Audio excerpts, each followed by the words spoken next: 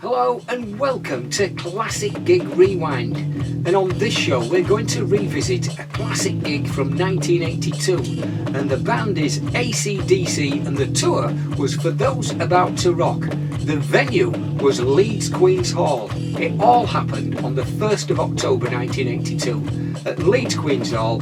Now, the building was built at the turn of the 20th century and was known as Swinegate Tram Depot. It was refurbished as a music venue in 1961 and it had a capacity for 5,000 standing people. Unfortunately, it was demolished in 1989, so it doesn't stand there anymore. But the site of the old Leeds Queens Hall is now it's just a car park, a flat car park, nothing else on there. Now, to get to Leeds Queens Hall, I do remember going on the bus. You went on the bus. It was an 8-mile trip, and if I remember rightly, the charge for the bus was 15 pence. Now, the bus took you into Leeds City bus station, and from there you had to walk over to the Queen's Hall. It was only a 5-minute walk. Once you got to Queen's Hall, you had to queue at the right-hand side of the front doors there. Now, queuing up to get in, you got to the front door. It was a set of wooden doors. And behind the set of wooden doors, the guy took your ticket and you went through another set of wooden doors. Now, the merch stand was the first thing that you saw, and it was on the left-hand side of the building, a huge building, the old tram depot. Now, the walls were completely bare brick. Now, and the roof, I believe, was glass, if I can remember rightly, and like a corrugated structure with glass lighting sections in between. Now, if you wanted to go to the front and see the band from the front, you had to get there early, and we generally got there really, really early. Queued up outside. It didn't matter what time you got there was always a queue started, so we never got to the front of that queue. Now, I've been known, even though the doors were opening at 7 o'clock, you could get there at 12 lunchtime and there was still a queue outside of about 50 or 200 people. Don't know what time those people got there. They must have got there about 7 in the morning. But 7 o'clock, 7:30 was the time they opened the door. So if you've been queuing from 12:30, you were ready to get in there. Now, as I said, merch stall was to the left. Toilets was in the far right hand corner. If you wanted a drink, there was vending, there was those old catering vans at it was that big a venue. The catering vans were right at the back of the venue, so if you wanted a drink or something to eat, hot dog, hamburger, etc., chips, back of the venue, that's where the catering vans were. And once you got through, you could get to the front of the stage, and that's where you could see the band. But you didn't want to be too far at the back there because of all the big pillars. Because it was an old tram shed, there was pillars in the middle of the structure all throughout the building. So you didn't want to be stuck at the back of one of these pillars. Now, with the venue being so big, it was a brick-built building, cavernous building, old tram shed. The sound was generally not very good.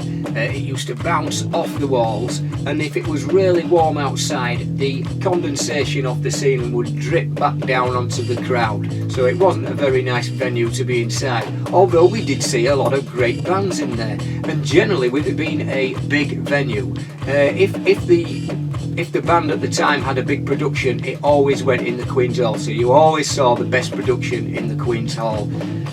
So Friday, October 1st, 1982, AC/DC on there For Those About to Rock tour. There's the ticket, I've still got it, and it was the price of £5 and 30p booking fee. Yeah, that's right, £5.30 for the ticket. Now, if I remember rightly, the merch stall had all the usual t-shirts, scarves, programmes, etc. And I've still got the programme. Here you go. There's the programme. Now, the t-shirts were £5. Now, if you didn't want to pay the £5, yeah, £5. If you didn't want to pay the £5, you could still get the bootleg t-shirts outside off the bootleg sellers for £2. Yeah, £2. So there's the programme.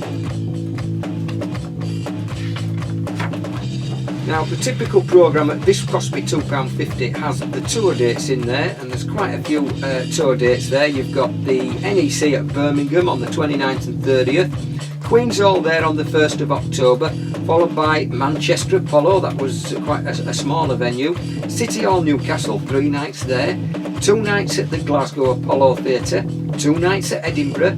4 nights at Hammersmith Odeon. Sorry, 4 nights. Yeah, 4 nights, followed by 2 nights at Wembley Arena. And then 2 nights there at Dublin. Now, if I remember rightly, the support band for that tour was the American band Y&T. There's the bell, Hell's Bells, that was used at the Leeds Queens Hall gig. With Williams.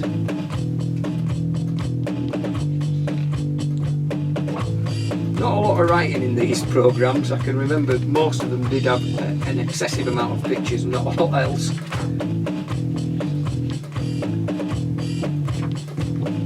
£2.50. T-shirts a £5. Can't go wrong. £2.50 for a programme. Bloody hell, I've just paid £2.55 for a small tin of corned beef. And sure, it was Ray Bentos. Oh, hang on, I'm getting mixed up. Ray Bentos. Doesn't he play centre forward for Chelsea? No wonder it were bloody dear. Now, the set that night comprised of the following tracks, which were Hell's Bells, COD, Shot Down in Flames, Sin City, Shoot to Thrill, Back in Black, Bad Boy Boogie, Rock and Roll It Noise Pollution, Highway to Hell, Let's Get It Up, Dirty Deeds, Done Dirt Cheap, Whole Lot of Rosie, Let There Be Rock, and You Shook Me All Night Long, and the encore was For Those About to Rock and TNT. Now, the band that night was obviously Brian Johnson on vocals, Phil Rudd on drums, Cliff Williams on bass, Angus Young on lead guitar, and Malcolm Young on rhythm. And I believe that the tour previous was the AC/DC Back in Black tour, and they didn't visit Leeds for that tour. Now, I must admit, Y&T, I can't actually remember them playing.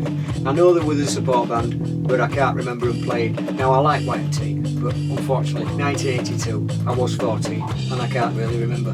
But AC/DC, I do remember. They were absolutely excellent, and they were really, really loud. They had the bell, the Hell's Bell, they had the cannons. The Leeds City Council said they couldn't use the cannons, but they didn't listen to them, and they used the cannons. I think there was 1 each on the speakers at the side and 2 at the back of the stage. Might have been 1 at the back of stage. I think it was definitely 4 cannons. I'm sure it was 4 cannons. Excellent. Now, if you go on YouTube, you can actually, if you type in Leeds Queens Hall, I think there's a audio recording from that gig.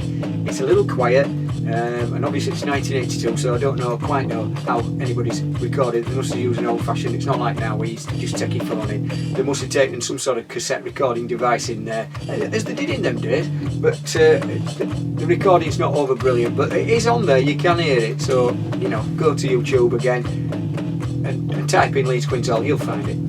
Well, I hope you enjoyed this little reminiscence of mine from 1982, the AC/DC and Y&T tour For Those About to Rock at the Leeds Queens Hall. Who knows, next time we could... Don't tell me. Next week you're going to do a review when you saw Crankies at Spa Theatre, Scarborough. Van fucking dozy. Well, I hope you liked it. Until next time, don't forget to subscribe, hit a like and comment below. Till next time, bye.